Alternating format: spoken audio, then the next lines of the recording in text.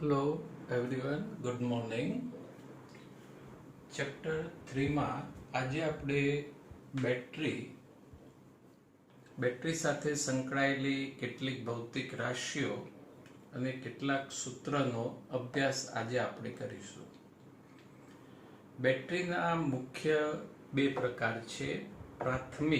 Primary cell, જેમાં આવશે સૂકો કોષ ડ્રાય સેલ, જે આપણે વ્યવહારમાં પાવર જે ઉપયોગ કરીએ છીએ અને સૂકો કોષ કહી શકાય, ડ્રાય સેલ. બીજો પ્રકાર છે સેકન્ડરી સેલ, ગૌણ સેલ. એને ચાર્જમાં મૂકી ફરી વપરાશમાં લઈ શકાય છે. સેકન્ડરી સેલનું જો આપણે લિસ્ટ બનાવીએ તો મોબાઈલમાં જે બેટરી વપરાય છે લિથિયમ આયન બેટરી, પછી nickel cadmium battery, nickel metal hydride battery. જો કે ચિંતા ના કરતા, બધું યાદ રાખવાની જરૂર નથી, ખાલી જનરલ નોલેજ માટે છે. પછી લેડ એસિડ બેટરી, એટલે કે લેડ સંગ્રાહક કોષ. દરેક 2 વ્હીલર 4 વ્હીલર બસ અને ટ્રકમાં જે બેટરી ઉપયોગમાં લેવાય છે એ આ જ બેટરી લેડ સંગ્રાહક સેલ, જેનો બેઝિક કોન્સેપ્ટ આજે આપણે આ ચેપ્ટરની અંદર ભણીશું. વિદ્યાર્થી મિત્રો, બેટરીની એપ્લિકેશન કઈ જગ્યાએ થાય છે? તો હમણાં જ આપણે કહ્યું કે દરેક વ્હીકલની અંદર બેટરીનો ઉપયોગ થાય છે. આ સિવાય રમકડાઓમાં, ટોર્ચની અંદર, રેડિયોમાં, કમ્પ્યુટરમાં, અને એક મહત્વનો ઉપયોગ તો રહી ગયો પાછો, મોબાઈલની અંદર બેટરી ઉપયોગમાં લેવાય છે. હવે બેટરીમાંથી આપણને જે પ્રવાહ મળશે એ કયો પ્રવાહ હશે? ડીસી પ્રવાહ. ચેપ્ટરની શરૂઆત વખતે જ આપણે વાત કરી હતી, રાઈટ? તો બેટરી પરિપથને સ્થાયી પ્રવાહ એટલે કે ડીસી પ્રવાહ પૂરો પાડે છે. આપણી થિયરીનો ફર્સ્ટ પોઈન્ટ આવશે વિદ્યુત રાસાયણિક કોષ, ઇલેક્ટ્રોકેમિકલ સેલ ની મદદથી પરિપથમાં સ્થાયી વિદ્યુત પ્રવાહ મેળવી શકાય છે. સ્થાયી પ્રવાહ એટલે ડીસી પ્રવાહ મેળવી શકાય છે. હવે ઇલેક્ટ્રોકેમિકલ સેલની રચના આપણે આકૃતિ પરથી સમજીએ અને સાથે સાથે યાદ રાખીશું. વિદ્યુત કોષમાં બે ઇલેક્ટ્રોડ ધન પોઝિટિવ P અને ઋણ નેગેટિવ N દર્શાવેલા છે. આ વિદ્યુત કોષમાં ઇલેક્ટ્રોડ ધન પોઝિટિવ P નેગેટિવ N દર્શાવેલા છે. અહીંયા ઇલેક્ટ્રોલાઇટ્સ છે, વિદ્યુત દ્રાવણ. અને આપણે આગળ પણ ભણી ચૂક્યા છીએ કે વિદ્યુત દ્રાવણમાં ધન અને ઋણ આયનો દ્વારા વિદ્યુતનું વહન થાય છે, રાઈટ? હવે આ ધન ઇલેક્ટ્રોડ પોઝિટિવ ઇલેક્ટ્રોડ P અને આ A એટલે અહીંયા વિદ્યુત દ્રાવણ વચ્ચેનો વિદ્યુત સ્થિતિમાનનો તફાવત V+ છે, અને જ્યાં V+ ગ્રેટર ધેન 0 છે. હવે જ રીતે ઋણ ઇલેક્ટ્રોડ N અને આ બિંદુ B એટલે વિદ્યુત દ્રાવણ, અહીં બધું વિદ્યુત દ્રાવણ આવશે. ઇલેક્ટ્રોલાઇટ્સ વચ્ચેનો વિદ્યુત સ્થિતિમાનનો તફાવત માઇનસ નેગેટિવ છે, એટલે -V, અને આ માઇનસ એટલે નેગેટિવ ઇલેક્ટ્રોડ. -V માઇનસ છે, જ્યાં હવે ઋણ નિશાની દૂર કરી દઈએ તો V નેગેટિવ, એટલે ધારો કે કિંમત -5 હોય પણ ઋણ કાઢ નાખીએ તો 5, એમ અહીં V minus greater than equal to 0 છે. એટલે આ જે ઇલેક્ટ્રોડ રહ્યો એ ઋણ સ્થિતિમાને હોય, 0 સ્થિતિમાને પણ રાખી શકાય. એટલે અહીંયા V minus greater than equal to 0 છે. તો આટલે સુધીના પોઈન્ટ્સ આપણે ધ્યાનમાં લઈએ તો વિદ્યાર્થી મિત્રો, પહેલા તો વિદ્યુત રાસાયણિક કોષ એટલે કે બેટરી એ પરિપથમાં ખાલી જગ્યા પ્રવાહ પૂરો પાડે છે, ડીસી સ્થાયી પ્રવાહ પૂરો પાડે છે. વિદ્યુત કોષમાં કયા બે ઇલેક્ટ્રોડ હોય છે? ધન P અને ઋણ N. વિદ્યુત દ્રાવણમાં વિદ્યુતનું વહન કોણ કરે છે? ધન આયનો અને ઋણ આયનો. પછી ધન ઇલેક્ટ્રોડ P અને A વિદ્યુત દ્રાવણ વચ્ચેનો પોટેન્શિયલ ડિફરન્સ ધારો કે V+, અને V+ ગ્રેટર ધેન 0 ધન. અને જ રીતે ઋણ ઇલેક્ટ્રોડ N અને B ઇલેક્ટ્રોલાઇટ્સ વચ્ચેનો વિદ્યુત સ્થિતિમાનનો તફાવત -V- છે, જ્યાં V- greater than equal to 0 છે. હવે આપણે બેટરી સાથે સંકળાયેલી ભૌતિક રાશિ બેટરીનું EMF, ઇલેક્ટ્રોમોટિવ ફોર્સ, આના વિશે આપણે સમજીએ. જ્યારે પ્રવાહ ન વહેતો હોય ત્યારે, એટલે બેટરી પરિપથમાં મૂકેલી ન હોય, બેટરી આપણા હાથમાં હોય, બેટરી પેકિંગ સાથે જ હોય, નવી જ બેટરી હોય, પરિપથમાં મૂકેલી નથી. જેમ કે હાલ અહીં કોઈ બેટરી આ રીતે આપણે મૂકેલી હોય, ધારો કે આ બેટરી પરિપથમાં નથી, એટલે પરિપથમાં નથી એટલે એમાં પ્રવાહ વહેવાનો નથી. એટલે બેટરીમાં પ્રવાહ ન વહેતો હોય ત્યારે P અને N વચ્ચેના પોટેન્શિયલ ડિફરન્સ, એટલે કે અહીંયા potential difference V plus minus V minus, એટલે પાછું આ માઇનસ માઇનસ શું થઈ જશે, પ્લસ હોય છે, જેને બેટરીનું EMF, ઇલેક્ટ્રોમોટિવ ફોર્સ, અને એને કહી શકાય વિદ્યુત ચાલક બળ કહે છે. એટલે જ્યારે પ્રવાહ વહેતો ન હોય ત્યારે P અને N વચ્ચેનો potential difference V plus minus V minus, પછી આ માઇનસ માઇનસ આપણે આગળ પ્લસ કરી દઈશું, જેને બેટરીનું EMF, ઇલેક્ટ્રોમોટિવ ફોર્સ, વિદ્યુત ચાલક બળ કહે છે. હવે આની આ જ વસ્તુ આપણે ફરી રિપીટ કરીએ, પણ એક વસ્તુ અહીંયા સમજજો, યાદ રાખો કે EMF એ બળ નથી. કેમ આવું કહ્યું? તમને એમ થાય કે સાહેબ ઇલેક્ટ્રોમોટિવ ફોર્સ, છેલ્લે ફોર્સ, વિદ્યુત ચાલક બળ, એટલે આ બળ એવું તમે સમજતા નહીં ભૂલથી પણ. એટલે EMF એ બળ નથી, પરંતુ જ્યારે બેટરીમાંથી પ્રવાહ ન વહેતો હોય ત્યારે, રાઈટ? હવે બેટરીમાંથી પ્રવાહ ન વહેતો હોય એવી જે સ્થિતિ રહે એને ટેકનિકલ ટર્મ્સમાં કહેવાશે OCC. OCC means the open circuit condition. ત્યારે P અને N વચ્ચેના વિદ્યુત સ્થિતિમાનનો તફાવત છે. એટલે બેટરીનું EMF એટલે શું? તો સિમ્પલ, બેટરીમાં પ્રવાહ વહેતો ન હોય ત્યારે ધન ધ્રુવ અને ઋણ ધ્રુવ વચ્ચેના પોટેન્શિયલ ડિફરન્સ, વિદ્યુત સ્થિતિમાનના તફાવતને બેટરીનું EMF કહે છે. અને આ બેટરીનું EMF સંકેત આ રીતે એપ્સાઇલોન વડે દર્શાવાય.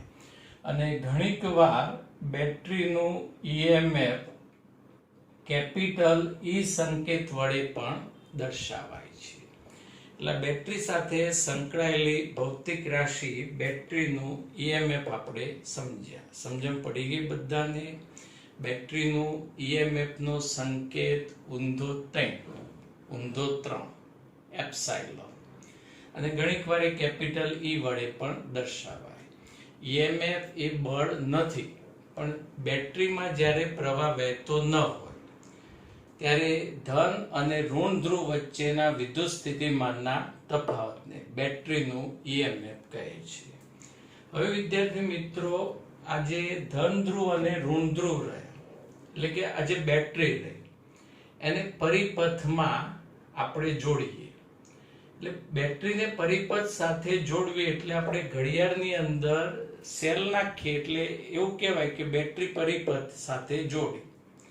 મોબાઈલની અંદર બેટરી મૂકી મોબાઈલ ઓન કરીએ એટલે એનો અર્થ એ થયો કે બેટરી પરિપથ સાથે જોડી. તો અહીંયા આ રીતે વાહકતા, પછી જે પણ પરિપથ હોય એ પરિપથનો રેઝિસ્ટન્સ, અવરોધ R. અહીંયા ફરી વાહકતા, અને અહીંયા આવશે ઋણ ધ્રુવ સાથેનું જોડાણ. અહીંયા બિંદુ C અને અહીંયા ગણીએ બિંદુ D. હવે આ બેટરીનો ધન ધ્રુવ છે અને આ બેટરીનો ઋણ ધ્રુવ. ચેપ્ટરની શરૂઆતમાં જ આપણે ભણી ગયા છીએ કે રૈવાજિક પ્રવાહની જે દિશા રહી એ ધન ધ્રુવથી બેટરીના ધન ધ્રુવથી બેટરીના ઋણ ધ્રુવ તરફની હોય છે.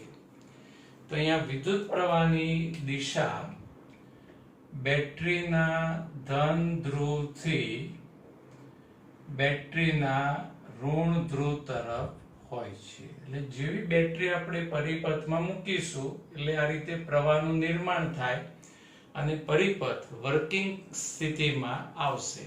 જેમ કે ટોર્ચ હોય, ટોર્ચની અંદર આપણે બે પાવર નાખીએ, સ્વિચ ઓન કરીએ એટલે આગળ લાઇટ થાય. વ્હીકલની અંદર આપણે હોર્ન વગાડીએ, હેડલાઇટ ચાલુ કરીએ એટલે એ વખતે પરિપથ સાથે બેટરી જોડાશે, પ્રવાહનું નિર્માણ થાય ધનથી ઋણ તરફ અને આ પરિપથનો અવરોધ R દર્શાવાય. હવે તમારે પ્રવાહની દિશા અહીંયા આગળ નેક્સ્ટ થિયરીમાં લખવાની. પ્રવાહ P થી N તરફ વહેશે. અવરોધમાં પ્રવાહ કઈ તરફ વહેશે? C થી D તરફ. અને આ જે દ્રાવણ રહ્યું, ઇલેક્ટ્રોલાઇટ્સ રહ્યું, વિદ્યુત દ્રાવણ, એમાં પ્રવાહ N થી P તરફ વહે છે. એટલે આ રીતે કન્ટિન્યુઅસ પરિપથમાં પ્રવાહ વહેતો રહેશે. અને હવે એક બીજી ભૌતિક રાશિ ટર્મિનલ વોલ્ટેજ આપણે સમજીએ. હવે થિયરીમાં આકૃતિમાં દર્શાવ્યા અનુસાર બેટરીને બાહ્ય અવરોધ R સાથે જોડતા. આ બેટરીને બાહ્ય અવરોધ R સાથે જોડતા.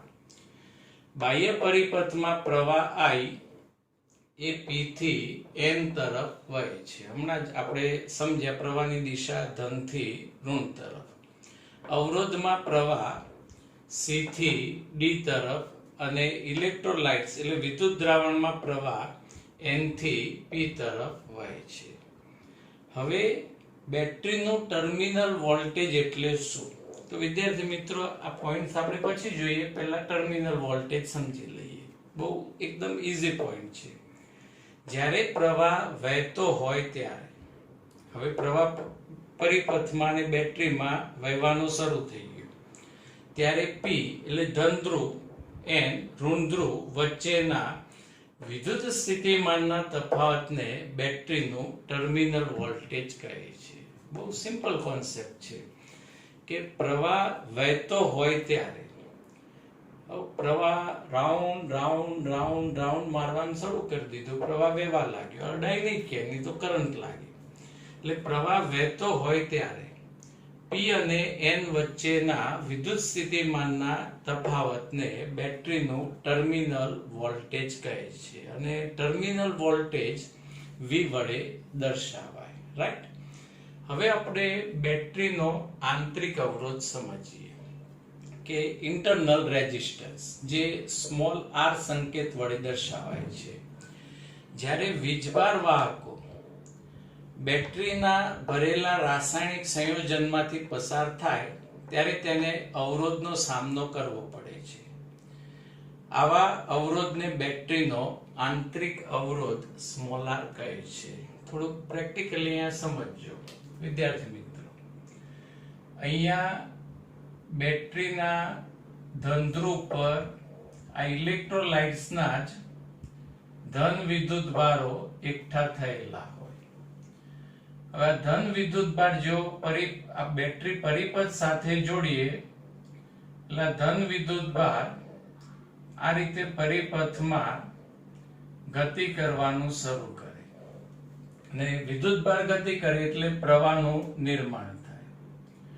હવે આ વિદ્યુત ભાર અવરોધમાંથી પસાર થઈ જ્યારે અહીંયા ઋણ ધ્રુવ પર આવે એટલે આ ધન વિદ્યુત ભારની ઉર્જા થઈ ગઈ હોય શૂન્ય, કેમ કે બધી જ ઉર્જા અહીંયા ઉપકરણમાં વપરાશમાં લેવાઈ ગઈ હોય. જો બેટરી હોય તો આ વિદ્યુત ઉર્જા પ્રકાશ ઉર્જામાં રૂપાંતરિત થઈ ગઈ હોય એટલે અહીંયા આવે વિદ્યુત ભાર એટલે એની ઉર્જા શૂન્ય થઈ ગઈ હોય. હવે એ ધન વિદ્યુત ભાર રહ્યો, એ ધન વિદ્યુત ભાર અહીંયા દ્રાવણમાં આવશે અને આ જે ઇલેક્ટ્રોલાઇટ્સ રહ્યું એમાં કેમિકલ રિએક્શન થતા હોય, બહુ ડિટેલ આપણા સિલેબસમાં નથી, પણ આ ધન વિદ્યુતભાર રહ્યો એને રાસાયણિક ઉર્જા મળશે અને એ રાસાયણિક ઉર્જાને કારણે એ ફરી પાછો અહીંયા બેટરીના ધન ધ્રુવ પર આવશે. ફરી એને રાસાયણિક ઉર્જાને કારણે ઉર્જા મળી ગઈ અને ફરી પાછો એ N ઉપર આવશે. એટલે આ પ્રક્રિયા રીતે સતત ચાલ્યા કરે અને પ્રવાહનું નિર્માણ થયા કરે. હવે આપણે જે સમજવું એ આંતરિક અવરોધ, ઇન્ટરનલ રેઝિસ્ટન્સ. તો આ ધન વિદ્યુતભાર જ્યારે આ રાસાયણિક દ્રવ્યમાંથી પસાર થાય, એટલે અહીંયા જે કેમિકલ્સ રહ્યું એ આ ધન વિદ્યુતભારને થોડોક અવરોધશે, એને આ ધન વિદ્યુતભારને જગ્યા કરી અહીંયા ધનધ્રુવ સુધી જવું પડશે અને એ જે અવરોધનો સામનો કરવો પડે એને જ બેટરીનો આંતરિક અવરોધ કહે છે. ખ્યાલ આવ્યો આમાં બેટરીનો આંતરિક અવરોધ? ઓકે.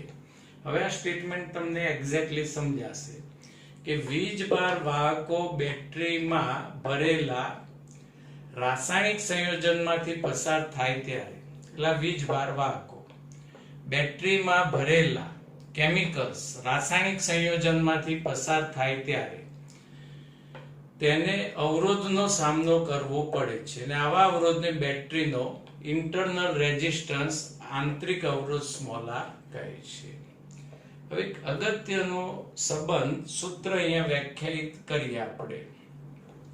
ધારો કે અહીંયા પરિપથ નથી તો P અને N વચ્ચેનો જે વિદ્યુત સ્થિતિમાન રહ્યો એને કહેવાશે બેટરીનું EMF. હવે બેટરીને પરિપથ સાથે જોડીએ, રાઈટ? પરિપથ સાથે જોડીએ એટલે આ વીજભાર વાહકો રહ્યા એમને અહીંયા ટોલ ટેક્સ આપવો પડશે, અવરોધનો સામનો કરવો પડશે, એટલે એમની જે કંઈક એનર્જી રહી એ અવરોધનો સામનો કરવામાં ખર્ચાશે, એટલે એનર્જી લોસ થશે, એટલે આ નિશાની આવશે માઇનસ. હવે અહીં ક્વેશ્ચન થાય કે કેટલી એનર્જી લોસ થશે, તો અહીંયા પદ કયું મૂકવું એ જરા સમજજો. EMF જેનો એકમ આવે વોલ્ટ, કેમ કે EMF એ P અને N વચ્ચેનો વિદ્યુત સ્થિતિમાનનો તફાવત અને ચેપ્ટર 2 પ્રમાણે એનો એકમ વોલ્ટ. તો અહીંયા પણ એવું જ પદ મૂકવું પડે કે જેનો એકમ વોલ્ટ હોય. હવે ઓહમનો નિયમ જરાક યાદ કરો, ઓહમના નિયમનું સૂત્ર યાદ કરો. VIR. તો અહીંયા બેટરીમાંથી વહેતો વિદ્યુત પ્રવાહ I અને આંતરિક અવરોધ R, આટલો ઉર્જાનો અવરોધનો સામનો કરવામાં આટલી ઉર્જા ખર્ચાઈ જશે અને હવે જે ઉર્જા બાકી રહી, વધી, એને જ બેટરીનું શું કહેવાશે? Terminal voltage. એટલે અહીંયા આપણે સૂત્ર રીતે લખ્યું છે V plus plus V minus. એટલે મેં હમણાં જ કહ્યું હતું કે આ માઇનસ માઇનસ શું થઈ જશે? પ્લસ. એટલે બેટરીનું EMF, રાઈટ? Minus IR. કેમ માઇનસ લખ્યું એ પણ તમે સમજી ગયા, ઉર્જાનો વ્યય થશે, સામનો કરવો પડશે. અને IR પદ કેમ લખ્યું? પારિમાણિક વિશ્લેષણના આધારે બેના એકમ સરખા હોવા જોઈએ, વોલ્ટ વોલ્ટ, એ પણ સમજાઈ ગયું. અને બાકી જે સ્થિતિમાનનો તફાવત વધ્યો પ્રવાહ વહેતો હોય ત્યારે એને જ બેટરીનું શું કહેવાશે? Terminal voltage. એટલે અહીંયા સૂત્ર V EMF માઇનસ IR. સૂત્ર યાદ રાખજો. આ સૂત્ર ક્યારે વપરાય? બેટરી વપરાશમાં હોય ત્યારે. તમે હોર્ન વગાડતા હોય, હેડલાઇટ ચાલુ હોય, મોબાઈલ ઓપરેટ કરતા હોય, એ વખતે બેટરી વપરાશમાં હોય, એટલે એ વખતે terminal voltage is equal to બેટરીનું EMF માઇનસ I, પરિપથનો વિદ્યુત પ્રવાહ, અને સ્મોલ r બેટરીનો આંતરિક અવરોધ. હવે આ સૂત્ર તમે ડાયરેક્ટ યાદ રાખજો, કેમ કે એનું એક્સપ્લેનેશન હાલ આપણા સિલેબસમાં નથી. આ માઇનસની જગ્યાએ નિશાની પ્લસ કરી દો, એટલે V is equal two EMF plus IR. તો આ સંબંધ ક્યારે ઉપયોગમાં લેવો? તો જ્યારે બેટરી ચાર્જ થતી હોય ત્યારે. આપણે મોબાઈલ ચાર્જિંગમાં મૂકીએ એ વખતે V is equal two E plus IR. હવે E બેટરીનું EMF, I પ્રવાહ, R આંતરિક અવરોધ. પણ અહીંયા જે V પદ રહ્યું એને શું કહેવાશે? ખ્યાલ છે વિદ્યાર્થી મિત્રો? એને ટર્મિનલ વોલ્ટેજ નહીં કહેવાય, એને કહેવાશે સપ્લાય વોલ્ટેજ. આપણે જે પ્લગ પાસે જે વોલ્ટેજ હોય એ કિંમત અહીંયા આવશે, અને અહીં બેટરી વપરાશમાં હોય ત્યારે જે V આવે એને શું કહેવાય? ટર્મિનલ વોલ્ટેજ કહેવાય. અને ચાર્જિંગ વખતે જે V આવે એને V ને શું કહેવાશે? Supply voltage. હવે ઓપન સર્કિટ કન્ડિશન એટલે કે બેટરીમાં પ્રવાહ વહેતો નથી, તો આપણે આ સમીકરણમાં ઓપન સર્કિટ કન્ડિશન માટે I કેટલા મુકાય? 0. તો V બરાબર E એટલે કે terminal voltage is equal two EMF ગણી શકાય. હવે આંતરિક અવરોધ સાથે સંકળાયેલી કેટલીક બેઝિક વિગતો આપણે સમજીએ અને એક અગત્યનું રિઝલ્ટ પરિપથ પરથી વ્યાખ્યાયિત કરીએ. બેટરીનો આંતરિક અવરોધ સ્મોલ r વડે દર્શાવાય. તો દરેક વિદ્યુત કોષ માટે આંતરિક અવરોધ જુદો જુદો હોય છે. જેટલી બેટરી અલગ અલગ એમ દરેકનો આંતરિક અવરોધ પણ કેવો હશે? અલગ અલગ હોય છે. વિદ્યુત વિભાજ્ય કોષના આંતરિક અવરોધ કરતા સૂકા કોષનો આંતરિક અવરોધ ઘણો જ વધુ હોય છે.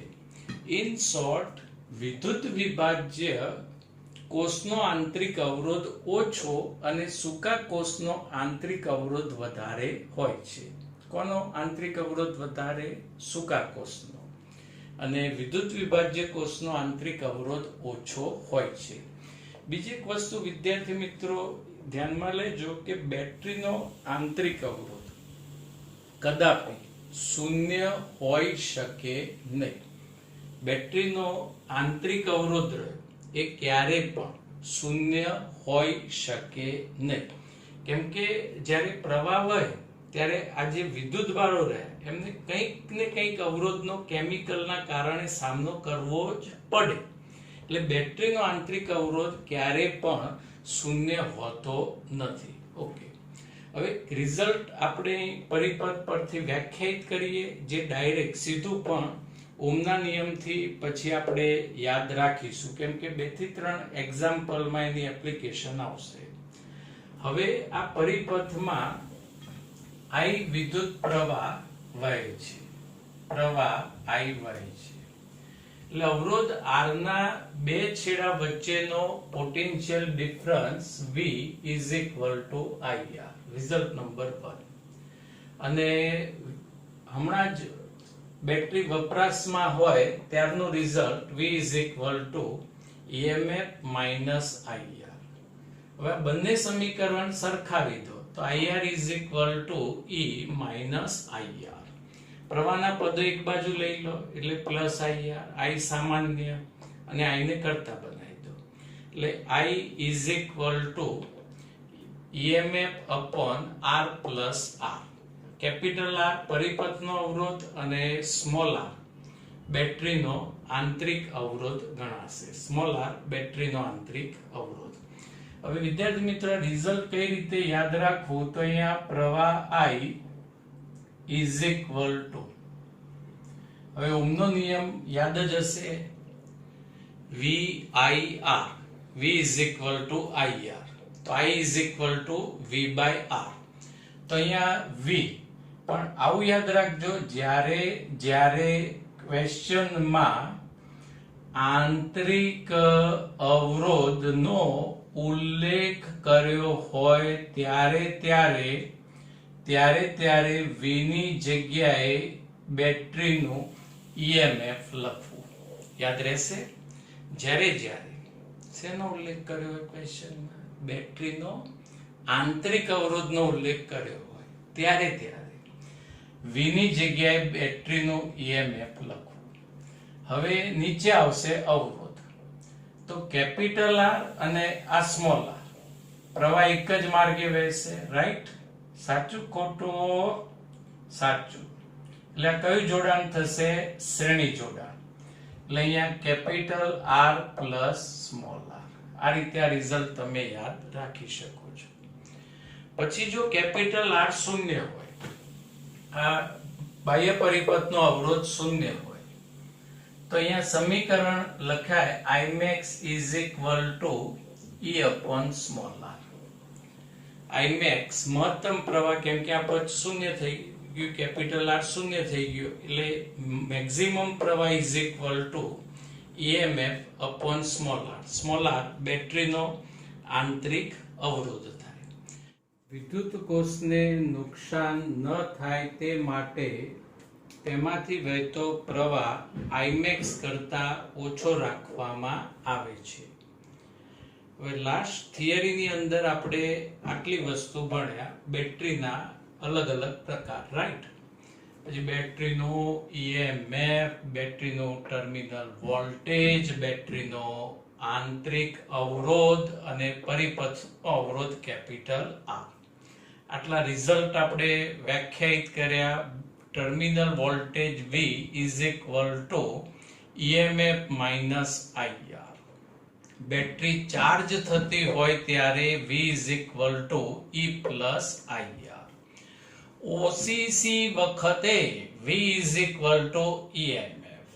પ્રવાહીનું સૂત્ર ઓહમના નિયમ પ્રમાણે, અને આપણે વ્યાખ્યાયિત પણ કર્યું, બેટરીનું EMF upon capital R plus small r.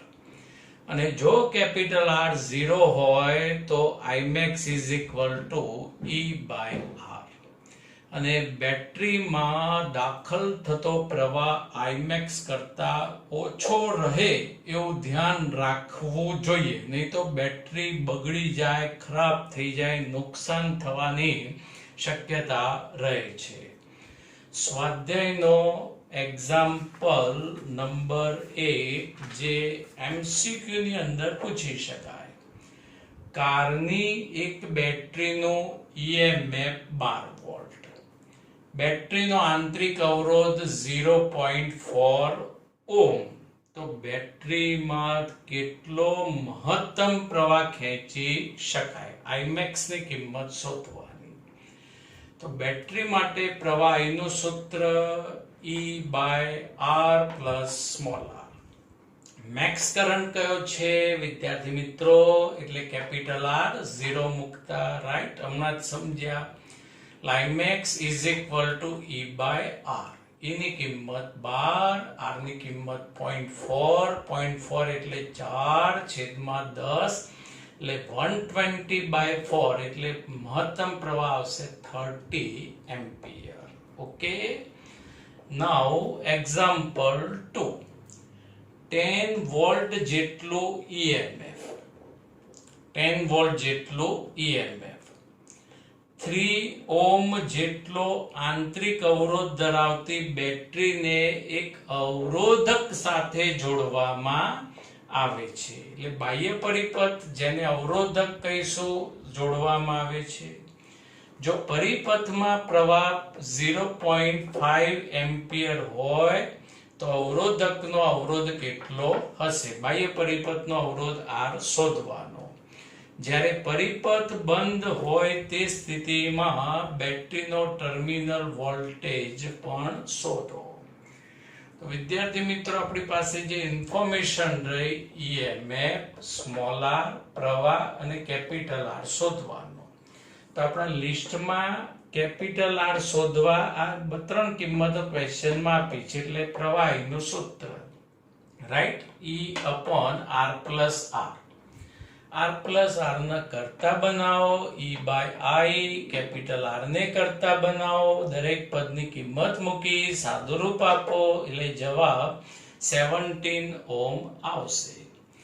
હવે ટર્મિનલ વોલ્ટેજ શોધવાનું કહ્યું છે. ટર્મિનલ વોલ્ટેજ કેવી રીતે શોધીશું? તો બે રીતે શોધી શકાય. એક હમણાં જ થિયરીમાં સંબંધ V is equal to IR, સંબંધ પ્રમાણે 0.5 અને R ની કિંમત લેટેસ્ટ 17, સિમ્પ્લિફાય કરી દો, 8.5 વોલ્ટ. પછી તમે ટર્મિનલ વોલ્ટેજ આ રીતે પણ શોધી શકો છો. V is equal to E minus IR.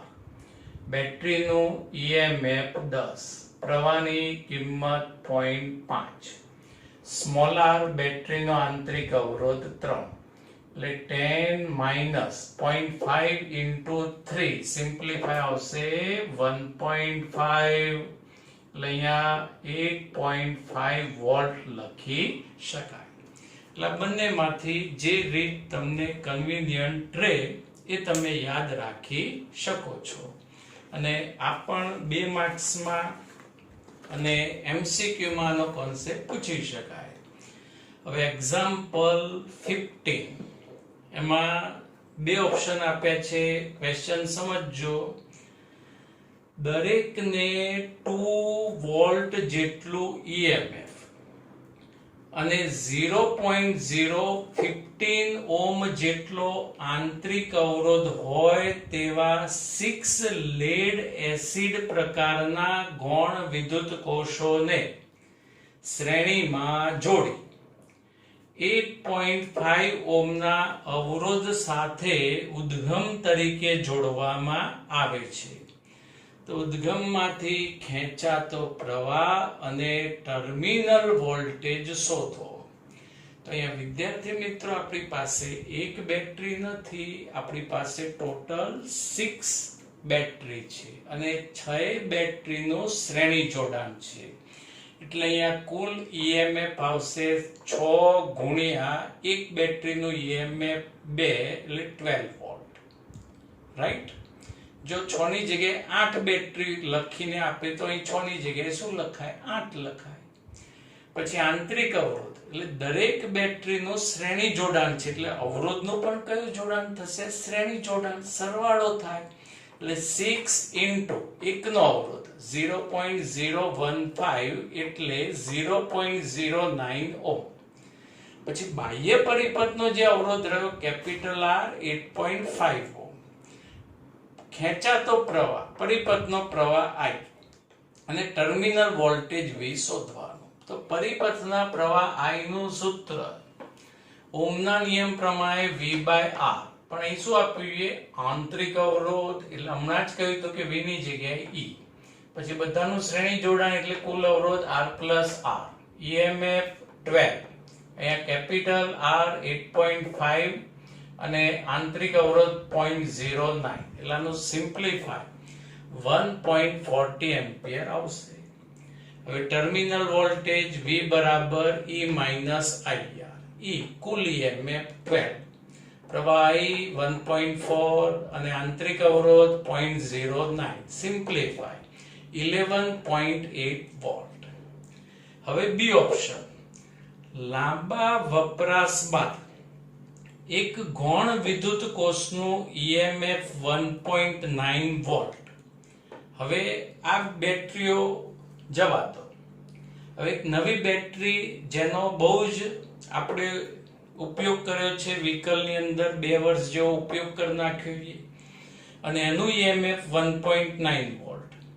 મોટો આંતરિક અવરોધ 380 ઓહ્મ છે એટલે એનો આંતરિક અવરોધ પણ ખૂબ વધુ છે 380 ઓહ્મ. તો આ કોષમાંથી કેટલો મહત્તમ પ્રવાહ ખેંચી શકાય? તો મહત્તમ પ્રવાહ Imax નું સૂત્ર E/R. હવે ડાયરેક્ટ લખી શકાય. E 1.9 small r 380 simplify 5 into 10⁻³ ampere એટલે 5 મિલી એમ્પિયર. અને હવે જો મજાક કરી છે આપણી સાથે, શું આ બેટરી વડે કારને ચાલુ કરવાની મોટર ચાલુ કરી શકાય? એટલે આવી બેટરીથી કારને સેલ વાગી શકે?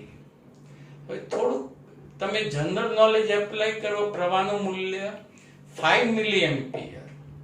હવે આ 5 મિલી એમ્પિયર પ્રવાહ અત્યંત શું કહેવાય? સૂક્ષ્મ કહેવાય. તો આવા સૂક્ષ્મ પ્રવાહથી કાર ચાલુ કરી શકાશે નહીં. તો આ બેટરીના સૂત્ર પર આધારિત સ્વાધ્યાયનો એક્ઝામ્પલ 1, 2 અને સ્વાધ્યાયનો એડિશનલ એક્સરસાઇઝનો એક્ઝામ્પલ 15 જેની MCQ માં પૂછવાની શક્યતા વધારે રહે. નેક્સ્ટ લેક્ચરમાં આપણે વિદ્યુત કોષોનું શ્રેણી અને સમાંતર જોડાણ સમજીશું. Okay, thank you. Have a nice day.